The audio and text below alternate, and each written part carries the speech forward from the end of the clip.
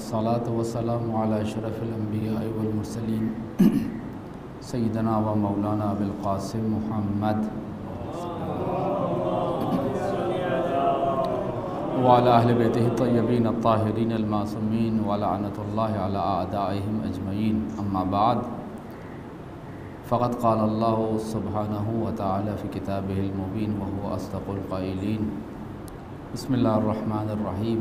अल्लज़ीना क़ालू रब्बुनल्लाह सुम्मा इस्तक़ामू ततनज़्ज़लु अलैहिमुल मलाइका अल्ला तख़ाफ़ू वला तहज़नू व अबशिरू बिल जन्नतिल्लती कुन्तुम तुअदून नहनु औलियाउकुम फ़िल हयातिद दुनिया वल आखिरह व लकुम फ़ीहा मा तश्तही अनफुसुकुम व लकुम फ़ीहा मा तद्दऊन। दुरूद भेजिए मोहम्मद व आले मोहम्मद पर।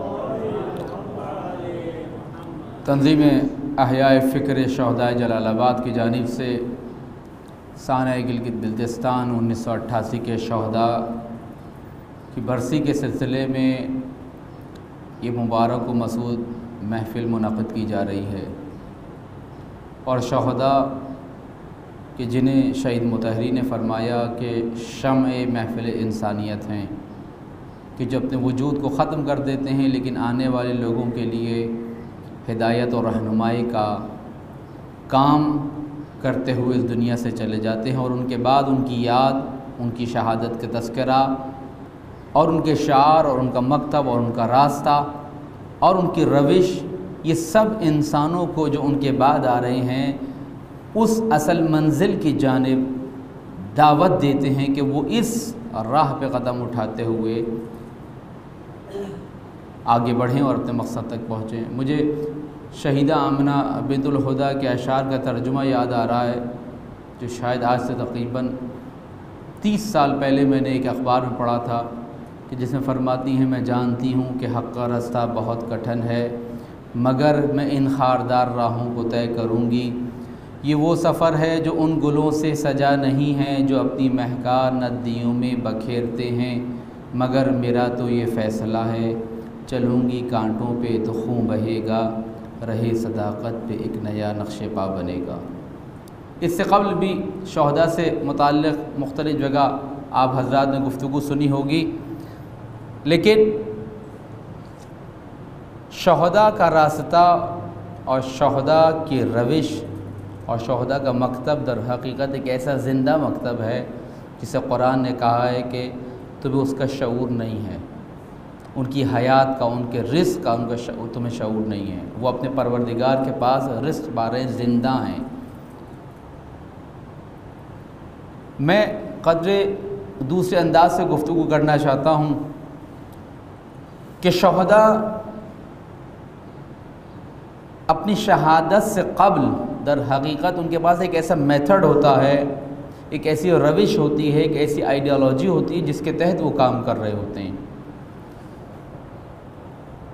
शहदा की याद, जिसको रहबर मौज़म इमाम ख़ामनई हफ़ज़हुल्लाह ने फ़रमाया कि शहदा की याद मनाना ख़ुद शहादत से कमतर नहीं है, यानी हम आए जमा हों शहदा की याद मनाएं, ये एक बहुत बड़ी वैल्यू है, कदर है। जैसे कि हम हर साल 2 महीने या कमोबेश उससे ज़्यादा पूरी दुनिया में, सिर्फ पाकिस्तान की बात नहीं कर रहा, पूरी दुनिया में कमोबेश 2 महीने से ज़्यादा या कम इमाम हुसैन अलैहिस्सलाम की उस अज़ीम क़ुरबानी और शहादत का तज़किरा करते हैं और फिर अपने लिए राह मुतय्यन करते हुए, रविश का इंतखाब करते हुए अपने अपने मकसद की जानिब गामज़न रहते हैं। ये 2 महीने 8 दिन या 2 महीने मुख्तलिफ़ जगह पर शहदा की याद मनाना दर हकीकत इस बात का सबब बनता है कि शहदा हमारी हिदायत करें। बज़ाहिर वो इस दुनिया में मौजूद नहीं हैं, लेकिन वो हमारी रहनुमाई करते हैं अपने शार से, जो नारा था उनका,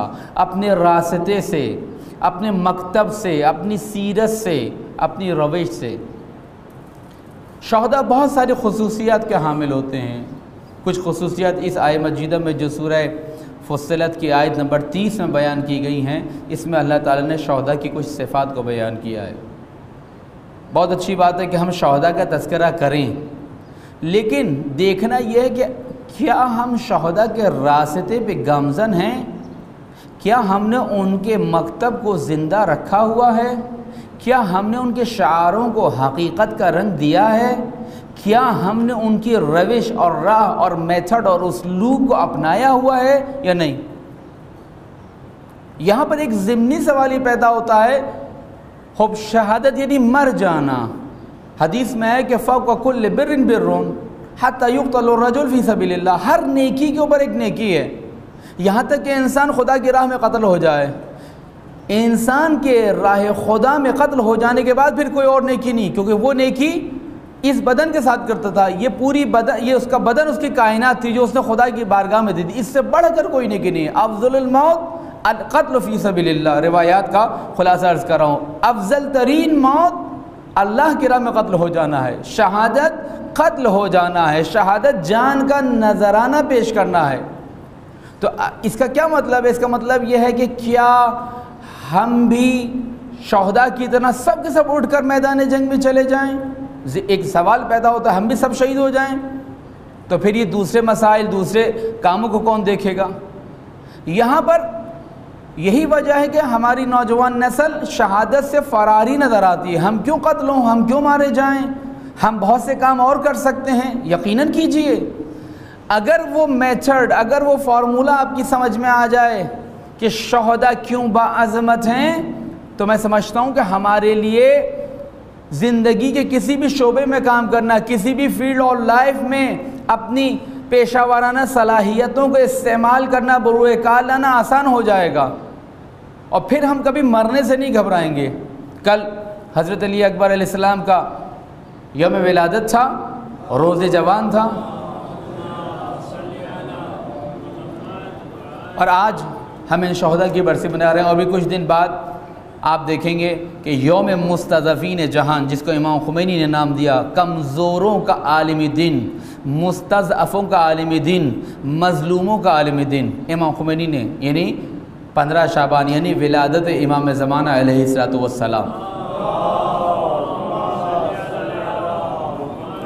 इन तीनों मुनासिबतों के ज़ेल में मैं चाहता हूँ कि आज गुफ्तगू को आपके सामने पेश करूँ कि वो किलीदी नुक्ता क्या है, वो की पॉइंट क्या है कि जिसको अगर हम ले लें तो हम कामयाब हो जाएं। अज़ीज़ान गिरामी, दोस्तों, मेरे नौजवान साथियों, शहदा मुख्तलिफ़ सिफ़ात के हामिल हैं। बसीरत होती है, इस्तिक़ामत होती है, आइडियोलॉजी होती है। इसी आय मजीदा में अल्लाह ताला फरमाता है, वो लोग जिन्होंने कहा, कहना यानी इजहार करना, एतराफ़ करना, अपने अक़ीदे का इजहार करना, यानी शहदा अक़ाइद का, अक़ीदे का इजहार करने वाले हैं, एतराफ़ करने वाले हैं।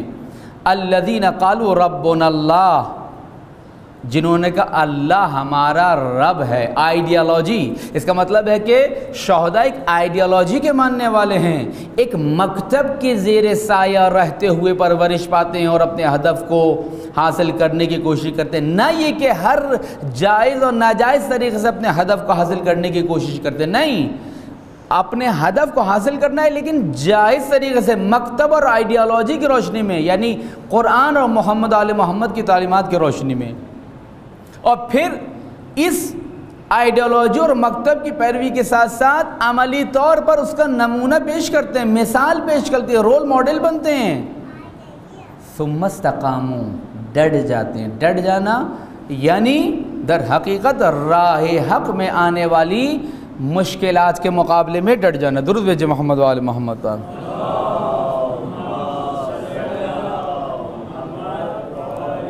ये शहदा की चीदे सिफ़ात हैं कि वो आइडियोलॉजी के मानने वाले होते हैं, मनमानी करने वाले नहीं होते, अपने अक़ाइद का इजहार व एतराफ़ करने वाले होते हैं, और फिर प्रैक्टिकल अमली तौर पर, अमली मैदान में सबसे आगे, हर अव्वल दस्ता, सबसे आगे पेश कदम, जोलो आगे आगे चलने वाले नज़र आते हैं। खूब ये सिफ़ात हैं। इन सिफ़ात की रोशनी में, इन सिफ़ात की रोशनी में अगर इंसान दुरूद भेजे मोहम्मद वाले मोहम्मद पर,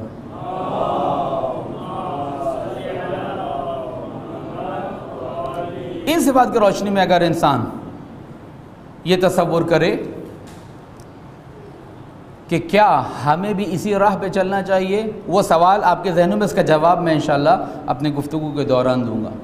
वो सवाल ये है कि क्या हम भी शहीद हो जाएं? क्या हमें भी तलवार और बंदूक उठाकर जिहाद पे जाना चाहिए जैसे कि शहदा गए? इसका जवाब इंशाल्लाह मैं आगे दूंगा। और इस मौजू को मैंने इन गुज़िश्ता 2-3 रोज़ में मुख्तलिफ़ महफ़िलों में इसको बयान किया है कि अगर वो कलीदी नुक्ता हमारी समझ में आ जाए तो हम बहुत कुछ कर सकते हैं। इमाम खुमैनी फरमाते हैं यह अय्याम इमाम खुमैनी की बरसी के भी हैं। इमाम खुमैनी वो अजीम शख्सियत है जिन्होंने इस्लाम मोहम्मदी को ज़िंदा किया है, एहया किया है। जैसे कि आपकी तंजीम एहया फ़िक्र शहदा जलालाबाद के शहदा की फ़िक्र का एहया करने वाली तंजीम इमाम खुमैनी ने एहया किया है, ज़िंदा किया है दीन मोहम्मदी को। इमाम खुमैनी फरमाते हैं मिल्लती के शहादत बराइश सआदत बाशत पीरोज़स, वो कौम कि जिसके लिए शहादत सआदत हो, सरबुलंदी हो, ज़िंदगी हो, वो कौम कामयाब है। हमारे यहाँ मुख्तलिफ़ शौरा ने सिब्त जाफ़र शहीद हों और दूसरे शौरा ने इस चीज़ को बयान किया, जश्न शहादत के उन्वान से कहा कि मनाया जाए। जैसे कि आपने अभी देखा कि अमेरिका से तालीम याफ्ता नौजवान आता है अपनी शादी करने की गरज से। अभी कुछ दिन पहले अल-क़ुदैह में क़तीफ़ के एक इलाक़े में मस्जिद इमाम अली में धमाका हो चुका है। ये नौजवान आया है, शहीद अब्दुल जलील, शादी करने आया है, इंजीनियरिंग हासिल करके आया है, डिग्री लेके आया है, शादी करने आया है, खुशी के दिन है उसके, लेकिन अपने आप को अपना वजीफ़ा ये मुकर्रर करता है कि मुझे मोमिनीन की हिफाजत करनी है, और फिर शहीद होता है। इख्तियारी, इंतखाबी, इजबारी, इकराही नहीं, फोर्स नहीं है किसी का, इजबारी नहीं है, इरादी है, इख्तियारी है।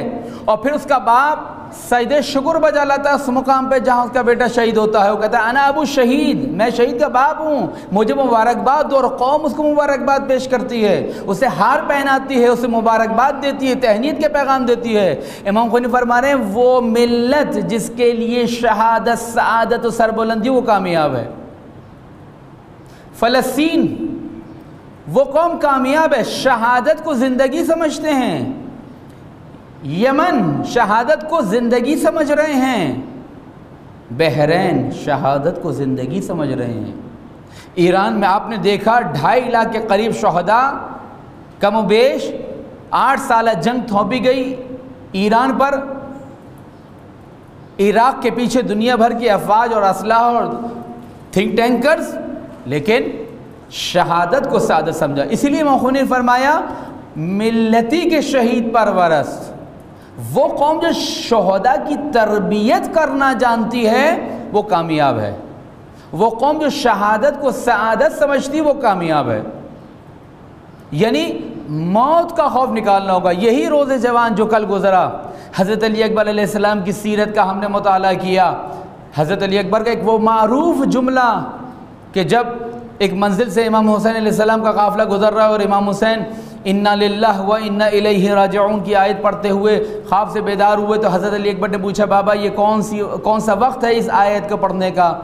कहा कि मैंने ख्वाब में देखा है कि एक मुनादी निदा दे रहा है कि कारवां आगे आगे है और मौत इनके पीछे पीछे है। तो फ़ौरन हज़रत अली अकबर कहते हैं कि बाबा क्या हम हक़ पे नहीं हैं? इमाम हुसैन कहते हैं हम हक़ पर हैं। तो फिर हज़रत अली अकबर का वो जुमला सुने जो आपने बारहा सुना है, हमें कोई खौफ नहीं कि मौत हम पर आए या हम मौत पे जा पड़ें।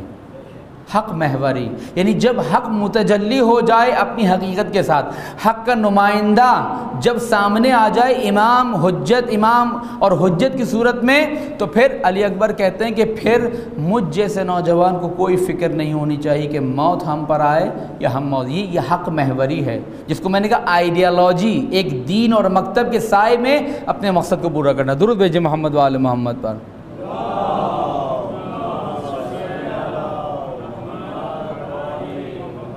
अब आइए उस सवाल की जानिब कि क्या हम सबको शहीद हो जाना है? मुमकिन नहीं है कि हम सब के सब असला उठाकर चले जाएं। मैंने कुछ वाक़यात में पढ़ा है, उसको मैंने पहले भी बयान किया था। इमाम खुमैनी ने किसी को अपना कायद और रहनुमा नहीं कहा, सिवाय एक 13 साला बच्चे के। 13 साला नौजवान कमसिन लड़के को इमाम खुमैनी ने कहा ये हमारा कायद और रहनुमा है। कौन? बसीज नामदार, रज़मंद दिलावर, मोहम्मद हुसैन फहमीदा, शहर करज का रहने वाला ये 13 साल का बच्चा, इसको इमाम खुमैनी ने अपना रहबर कहा, ये हमारा रहबर है।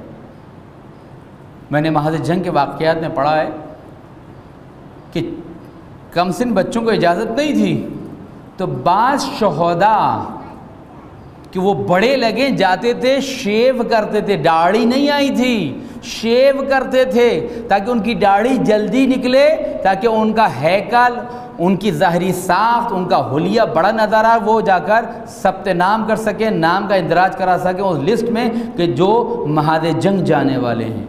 इस हद तक लोग अपने वजीफ़े की अदायगी के लिए, मैं आपको वहीं पे ला रहा हूँ उस नुक्ते की जानिब, वजीफ़े की अदायगी ये अहम तरीन उनसर है तमाम शहदा में, तमाम शहदा ये अहम तरीन। अगर ये नुक्ता समझ में आ जाए तो हम में से हर शख्स मरने के लिए भी तैयार होगा, शहादत के लिए भी तैयार होगा। और आप देखें कि जहाँ जहाँ जो कौमें शहीद परवर वो कामयाब हैं, लेकिन जो कौमें आपस में दस्तों गिरेबा नज़र आती हैं, आपस में एक दूसरे की टांगें खींचती हुई नज़र आती हैं, आपस में एक दूसरे से मुतसादिम नज़र आती हैं, शहादतों के बावजूद यकजा और मुत्तहिद नहीं हैं, वो शहीद परवर कौम नहीं बन सकती। वो कौम शहीद परवर कौम नहीं बन सकती। शहीद परवर कौम बनने के लिए फिर एक आइडियोलॉजी की ज़रूरत है, एक फ़िक्र की ज़रूरत है। वो फ़िक्र मौजूद है, वो ख़त मौजूद है।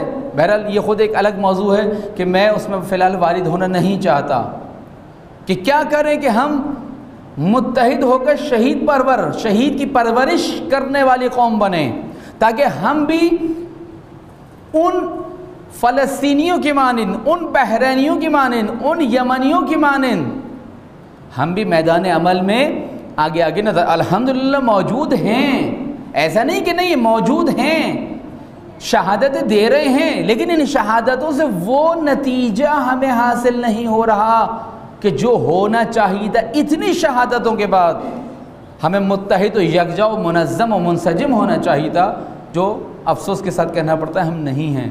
तो हमें दोबारा लौटना होगा कि हम कहाँ गलती कर रहे हैं। लेकिन मैं उस सवाल की जानिब आपको लाना चाहता हूँ और अपनी गुफ्तगू तमाम करूँगा। आगा नक़ी हाशमी बरादर अज़ीज़ मौजूद हैं, वो इंशाअल्लाह अपनी गुफ्तगू को आगे बढ़ाएँगे। दुरूद भेजिए मोहम्मद व आले मोहम्मद पर।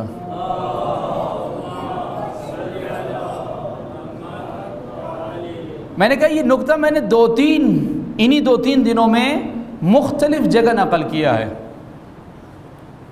खुदावंद आलम ने कुरान में कहा कि इंसान घाटे में है सिवाय उन लोगों के जो ईमान लाए, नेक अमल अंजाम दिए और हक़ बात की तलक़ीन की और सब्र की वसीयत की। वतवासौ बिल हक़, हक़ बात की नसीहत, वतवासौ बिल सब्र, और सब्र की वसीयत की एक दूसरे को। ये 4 काम खुदा ने बताए, 4 निशानियाँ कि अगर 4 निशानियाँ आपके पास हैं तो आप घाटे में नहीं हैं, आप कामयाब हैं। कौम हो, गिरोह हो, तंजीम हो, इंसान हो, ये 4 निशानियाँ होनी चाहिए।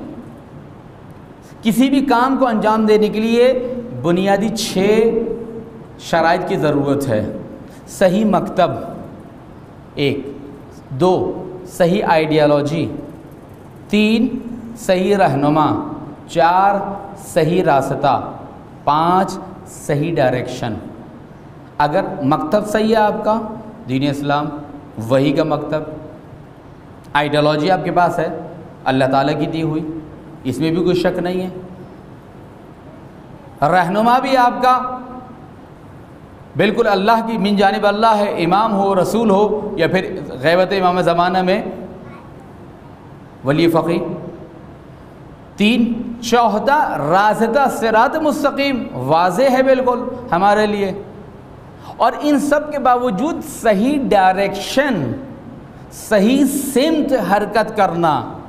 आपने कपड़े अच्छे पहने हुए हैं, बावज़ू हैं, तहारत में हैं, जानमाज़ भी बहुत अच्छी है और आपने नमाज़ शुरू कर दी, लेकिन अगर आप क़िबला रुख नहीं है तो क्या आपकी नमाज़ कबूल हो जाएगी? नहीं होगी। क़िबला रुख, सिमत का तयन, डायरेक्शन का तयन ज़रूरी है, और डायरेक्शन के तयन के साथ छठी शर्त जो ज़रूरी है, जो शोहदा ने अमली और मिसाली तौर पे हमारे सामने पेश किए, बर वक्त इक़दाम, वक्त पे अपनी ड्यूटी का अंजाम देना। आप फजर की नमाज़ पढ़ना चाहते हैं, कपड़े भी बहुत अच्छे हैं, पाक हैं, मुबा हैं, खुम्स निकाला है, ज़कात निकाला हुआ है, वज़ू भी किया है, तहारत भी है, क़िबला रुख भी हैं, डायरेक्शन भी अच्छी है, लेकिन अगर फजर की नमाज़ सुबह 8 बजे उठ के पढ़ रहे हैं तो क्या नमाज़ हो जाएगी? नहीं होगी, क्योंकि बर वक्त नहीं है ये नमाज।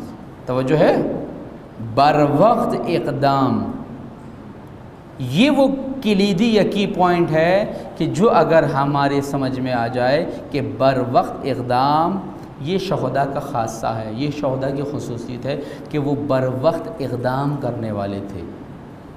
और यही सिफत अगर बर वक्त इक़दाम करने की हम में आ जाए गुज़िश्ता उन 5 सिफात के साथ, आइडियोलॉजी, मकतब, रहनुमा, रास्ता, जिहत और डायरेक्शन, और छठा बर वक्त। हज़रत अली अकबर बर वक्त इक़दाम करने वाले हैं। हज़रत क़ासिम सिन साल के लिहाज से 13 साल से भी कम हैं, लेकिन जो सलाहियत उनके पास है, जो इस्तेदाद उनके पास है, जो जिस्म उनके पास है, जो फ़िक्र उनके पास है, उसे बर वक्त उन 5 शराइत के अलावा बर वक्त इक़दाम करने वाले हैं। यही वजह है कि मुमकिन है बहुत सारे लोग करबला के बाद ज़िंदा रहे हैं, 100 साल ज़िंदा रहे हों, लेकिन क्यों सहीफ़े करबला में नाम नहीं है, बर वक्त इक़दाम नहीं किया। मिसाल क़याम तव्वाबीन, क़याम है, इनकलाबी अफराद उठे, इमाम हुसैन की याद में मज़लूमियत में उठे, लेकिन ये बेवक्त इक़दाम है। उसके और फ़वाइद थे, मैं उसे डिस्कस नहीं कर रहा हूँ, लेकिन अगर यही क़याम तव्वाबीन अगर बर वक्त होता तो करबला का नक्शा कुछ और होता। ये बेवक्त इक़दाम है, बर वक्त इक़दाम नहीं है। हज़रत क़ासिम 13 साल के होने के बावजूद या उससे कम, या हज़रत अली अकबर अपनी शबाब और आलम शबाब और जवानी में बर वक्त इक़दाम करने वाले हैं। अब्दुल्लाह वहब कल्बी शादी करके जा रहा है नौजवान, माँ और अपनी बीवी के साथ, देखा कि इमाम हुसैन दरगाह आदा में बर वक्त इक़दाम किया और इमाम हुसैन के साथ शामिल हो गया। और बर वक्त इक़दाम करने वाला यानी जिसने बर वक्त इक़दाम किया, जिसका जो वक्त था उसी मौके पर वो काम अंजाम दिया, वो कामयाब है। ये शोहदा की सिफत है। अगर ये सिफत हम में आ जाए बर वक्त इक़दाम करने की, तो वो कौम, वो इंसान कभी चोट नहीं खाएगा, कभी सर निगू नहीं होगा, कभी ठोकर नहीं खाएगा, कभी नाकाम नहीं होगा। क्यों? क्योंकि अपनी सलाहियतों को, मोहम्मद हुसैन फहमीदा बहुत जिस्मानी लिहाज से बहुत लंबा चौड़ा, ज़्यादा वज़नदार इंसान नहीं था। 13 साल का एक बच्चा, तसव्वुर कर सकते हैं कि उसके कदोकात क्या होगा और उसका वज़न क्या होगा, लेकिन अपने पास मौजूद सलाहियतों को उसने बर वक्त इस्तेमाल किया, बरूए का लाया और बम बांध कर टैंक के नीचे कूद गया। इमाम खुनी कहते हैं ये बर वक्त इक़दाम करने वाला, इसका खुलूस और जो सिफ़ात उसकी हैं, मैं उसमें वारिद होना नहीं चाहता। ये हमारा नौजवान है, ये नौजवान हमारा रहबर है, बर वक्त इक़दाम करने वाला। कोशिश करें कि अपनी ज़िंदगी में बर वक्त इक़दाम करने की कोशिश करें। आँखें सही मौके पर बर वक्त झुक जाएं, आदत डालें। कान सही मौके पर, सही वक्त पर अपनी तवज्जो को गीबत व गानों और फजूलियात और बेहयाई की बातों को सुनने से अपनी तवज्जो को मोड़ लें। ये बर वक्त इक़दाम है। इंसान अपनी ज़बान को बर वक्त कंट्रोल कर ले, ये आदत इंसान डालेगा। बर वक्त नमाज, इंसान अगर बर वक्त नमाज की आदत डाले, मसलन आयतुल्लाह बहजत से पूछा कि फ़जर ज़ोहर असर मगरिब इशा की नमाज़ पढ़ते हैं, फ़जर के लिए आँख नहीं खुलती। उन्होंने कहा कि तुम फ़जर ज़ोहर असर मगरिब इशा की नमाज़ को बर वक्त अव्वल वक्त जमात के साथ पढ़ने की कोशिश करो, यही आदत तुम्हें नमाज फ़जर के लिए भी बेदार कर देगी। बर वक्त की जब आदत हो जाएगी, आपको फ़िक्र होगी नमाज अव्वल वक्त फ़र्स्ट टाइम, तो यही फ़िक्र आपको रात के वक्त जितने भी थके हुए क्यों ना हो फ़जर के मौके पर उठा देगी। बर वक्त इक़दाम, तालीम बर वक्त, शोहदा ने बर वक्त इक़दाम किया है। दूसरी चीज़ कि जो इस सवाल के जवाब के ज़िम्न में मैं कहना चाहता हूँ वही कि ख़ुद ब खुद इंसान जब बर वक्त अदायगी करेगा, बर वक्त अपने वजीफ़े को अदा करेगा, बर वक्त जब अपनी सलाहियतों का इस्तेमाल करेगा और वक्त को और अपनी स्किल्स को और अपनी इस्तेदाद और सलाहियत को और अपनी काबिलियत को ज़ाहिर नहीं करेगा, ख़ुद ब खुद वो रज़ाए इलाही के करीब होता चला जाएगा। शोहदा के वाक़यात अगर आप पढ़ें तो फिर आपको पता चलेगा। ये किताब एक तर्जुमा हुई है, 2 जिल्दी किताब है माँ के नाम से, फ़ारसी में इसका नाम है दा। 2 जिल्दी किताब है, तकरीबन 1000 सफ़े पर मुश्तमिल है। एक जिल्द 500 सफ़े की तकरीबन खाने फ़रंग ने यहाँ से छापी है। माँ इसका नाम है। खुर्रम शहर में एक औरत एक रज़मंदक मुजाहिदा मुजाहिदीन के साथ जिहाद करती है और अपने हाथों से अपने अजीज़ व अकारिब व महारिम को दफनाती है और उसकी रुदाद है। इन 2 जिल्दी किताब का नाम है माँ। मैं ताकीद करूँगा कर्ज़ लें लेकिन इस किताब को पढ़ें। दूसरी किताब जो शायद अब मार्केट में ना हो या बहुत कम हो, वो है लुबनान, शहीद मुस्तफ़ा चमरान की किताब। इन 2 किताबों का मुताला करें आप। एक शहीद मुस्तफ़ा चमरान की किताब लुबनान और एक ख़ानम ज़हरा हुसैनी की किताब माँ, फ़ारसी में उसका नाम दा है। महली ज़बान में माँ को दा कहा जाता है वहाँ पर। इन दोनों किताबों को मुताला करें। ये किताब इन किताबों का मुतालिया दर हकीकत आपको बताएगा कि शोहदा जिस जगह भी रहे, जिस माहौल में भी रहे, उन्होंने रज़ाए इलाही को हासिल करने के लिए बर वक्त इक़दाम किया। अगर आप फ़जर की नमाज़ बर वक्त पढ़ेंगे, ख़ुद ब खुद आइंदा नेकियों को अंजाम देने के लिए आपको तौफ़ीक़ हासिल हो जाएगी। अगर खुदा न खास्ता ले तोलाल टाल मटोल सुस्ती काहिली का शिकार हो जाए इंसान किसी भी नेक काम में, किसी भी नमाज नहीं किसी भी नेक काम में, तो ये सुस्ती और काहिली उसके दामनगीर होगी, पैर की जंजीर बन जाएगी कि वो अगला नेक काम जितनी चाहत और रग़बत से अंजाम दे सकता था, ये सुस्ती काहिली जंजीर बनेगी कि वो उस काम को अंजाम न दे सके। ये देर से दे या काहिली और सुस्ती और उखड़े हुए दिल और मजबूर बेजार दिल के साथ। शोहदा क्यों तौफ़ीक़ रखते हैं बर वक्त इक़दाम? मुझे एक वाक़या याद आ रहा है, वो सुनाकर अपनी गुफ्तगू तमाम करूँ कि महद जंग पर कुछ अफराद को ये ड्यूटी दी जाती थी कि आप कैमरे के ज़रिए से मुख्तलिफ़ चीज़ों को कैमरे में महफूज करेंगे, इनकी फ़िल्म बनाएंगे, रिकॉर्ड करेंगे। तो कहते हैं कि फ़िल्मसाज खड़ा हुआ था, यानी मूवी मेकर, और वो मूवी बना रहा था। तो उसने देखा कि एक इलाका है जिसमें माइंस हैं, बारूदी सुरंगें हैं और उसको पाक होना है, क्योंकि दुश्मन की कोशिश ये होती थी कि जब दुश्मन हमला करता है किसी इलाके पर, तो जब वो देखता है कि यहाँ पसपाई हो रही है, उसे वापस लौटना है, पलटना है अपने मुल्क की, अपनी सरहदों की तरफ, तो वो जिस इलाके पे काबिज़ होता है वहाँ पर बारूदी सुरंगें बिछा देता है। बारूदी सुरंगें यानी 100% मौत, जो भी चलेगा, जिसका भी कदम पड़ेगा, मौत उसकी यकीनी है। सिर्फ मौत ही नहीं बल्कि परख्चे पुर्ज़े इंसान के हवा में उड़ जाएंगे। एक ऐसे ही मंतका, एक ऐसे ही इलाका इराक़ के पास था जिसने वहाँ बारूदी सुरंगें बिछाई और पीछे हट गया। अब ईरानी फ़ौज को वहाँ तक पहुँचने के लिए इस इलाके को बिल्कुल क्लीन करना था, बिल्कुल साफ़ करना था। उसका तरीक़ा यही है कि उसको या तो बहुत ही एहतियात के साथ जो है उसको हाथों से कुरेद कर मिट्टी को वो निकाला जाए। एक ये बहुत ही दिक्कत तलब काम था। दूसरा काम था शहादत तलब अफराद को आमादा करना। वॉलंटियर्स को कहा कि जनाब ये इलाका में खाली करना है, आइए और इस पे चलिए। 100% मौत, ये कहना आसान है, कहना और सुनना आसान है कि पता है कि इस दीवार के बाद मेरा हर कदम मौत, परख्चे, तबाही, ख़त्म, दी एंड। और कह लेंगे कि एक एक शहीद 5-5 मिनट के बाद जाता, थोड़ी देर बाद एक आवाज़ आती धमाके की, रात की तारीकी में धमाका हो तो रोशनी फैलती, उसके बाद धुआं उठता, ख़त्म। आखिर में जो टीम बनी थी उसका एक आदमी, एक नौजवान बचा और उसने जाना था। ये फिल्म बनाने वाला उसकी फिल्म बना रहा है, उसने देखा कि ये नौजवान गया और जाने के फ़ौरन ही बाद लौट कर वापस आ गया।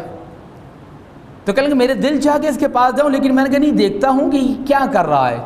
वापस आया, उसने अपने फौजी बूट के तस्मे खोले, जूतों को उतारा और नंगे पैर दोबारा उसी बारूदी सुरंग के मैदान इलाके के जाने बढ़ना शुरू किया। कहने मैं जल्दी से उसके पास पूछा, मैंने कहा मैं तो ये समझ रहा था तुम्हें दुनिया की मोहब्बत, कोई माल दौलत, कोई बीवी बच्चों की मोहब्बत आड़े आ गई, तुम पलट आए होगे ये सोचकर, और तुमने सोचा होगा कि मैं नहीं जा रहा, तुम खौफ के शिकार हो गए मोहब्बत दुनिया की वजह से। कहा कि नहीं। कहा कि वजह क्या है? कहा कि वजह यह है कि ये जो फ़ौजी बूट हैं ये बिल्कुल नए हैं, ये बिल्कुल नए हैं। हैफ है, अफसोस है कि मैंने तो मर जाना है, मेरे जिस्म के टुकड़े टुकड़े हो जाएंगे, ये फ़ौजी बूट जो नए हैं किसी मुजाहिद के काम आ जाएंगे। अल्लाह अकबर, ये किसी मुजाहिद के काम आ जाएंगे। ये बर वक्त इक़दाम है। अज़ीज़ानी दोस्तों, नौजवान साथियों, शहदा क्यों तौफ़ीक़ इलाही रखते हैं? हम में और उनमें कोई फ़र्क नहीं, उनकी भी दुनिया थी, हमारी दुनिया है, उनकी भी ख्वाहिशात थी, हमारी भी ख्वाहिशात हैं, उनकी भी जॉब थी, हमारी भी जॉब है, उनकी भी बच्चे थे, हमारी भी बच्चे हैं, सब कुछ बिल्कुल बेईनी मुमासिलत, बिल्कुल कॉपी हमारी। वो क्यों साहिब तौफीक हैं? इसलिए कि किसी भी लम्हे को ज़ाया नहीं करते, वो अपने कामों को बर वक्त अंजाम देते हैं। और इमाम के सिपाहियों की एक अलामत यह है कि बर वक्त इक़दाम करने वाले होंगे। बर वक्त इक़दाम यानी कब्ल इसके कि मुसीबत, परेशानी, नागवार हादसा, तल्ख बात इमाम तक पहुँचे, इमाम के सिपाही उस बात को इमाम तक पहुँचने से पहले उसका रास्ता रोक देंगे। यही जो आपने देखा ईरान ने ड्रोन तैयारा उतार लिया अमेरिका का, ये क्या था? यानी उसका राबता पहले उसके कंट्रोल सेंटर से, कंट्रोल रूम से तोड़ा, अपने इख्तियार में क्या उसे उतार लिया। शोहदा बैनी यही काम कर रहे हैं। उनका राबता खुदा के कंट्रोल टावर से होता है, एक लम्हे के लिए भी। वज़ाबीन अन्हो, ज़ाब यानी इमाम ज़माना तक किसी भी नाखुशगवार तल्ख बात को इमाम तक पहुँचने से पहले रोकने वाला। ये वो दुआ है जिसे दुआए अहद में शामिल किया गया है। ए खुदा, मुझे नागवार बातों को इमाम तक पहुँचने से पहले उसका दिफा करने वाला करार दीजिए। कब्ल इसकी कोई नागवार बात इमाम तक पहुँचे, मैं बर वक्त इक़दाम करने वाला हूँ। ये शहदा की वो सिफ़त है कि जो ज़िंदगी में उन्होंने अंजाम दी।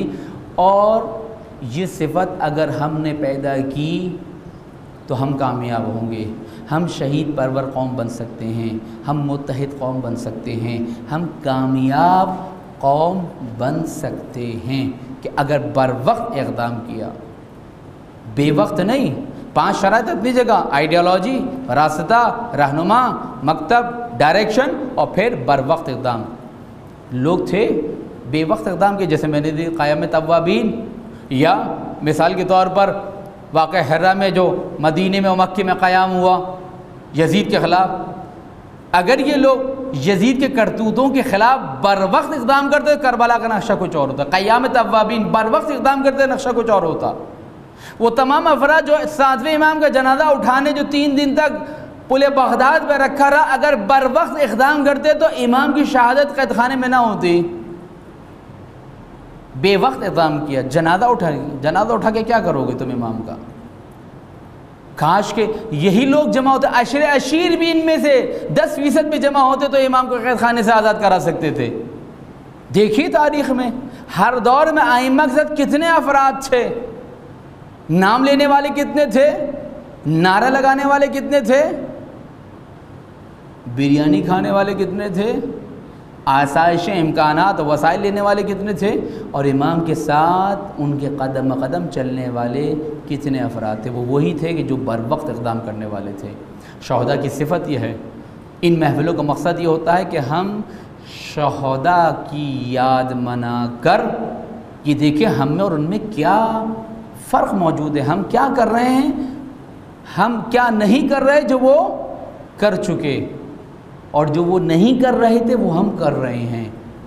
देखें और अपने रास्ते को मुअय्यन करें और इस सिफत को अपने अंदर पैदा करने की कोशिश करें। कि अल्लाह ताला से दुआ है कि शहदा जलालाबाद 1988 के तमाम शहदा को बशमुल दुनिया भर के तमाम शहदा जो इस वक्त इस्लाम नाम मोहम्मदी की दिफा और हिमायत और दर हकीकत उसकी तरवीज और इशाअत के लिए, खा वो सुन्नी हों खा वो शिया हों, किसी भी मकतब से हों, इस्लाम मोहम्मदी की दिफा के लिए और इमाम ज़माना के आलमी इनकलाब के लिए राह हमवार कर रहे हैं, उनको शहदाए बद्र हुनैन और शहदाए करबला के साथ महशूर फरमा। हमें शहदा के राह पर अमली तौर पर चलने की तौफ़ीक़ अता फ़रमा। अस्सलामु अलैकुम व रहमतुल्लाहि व बरकातुहू।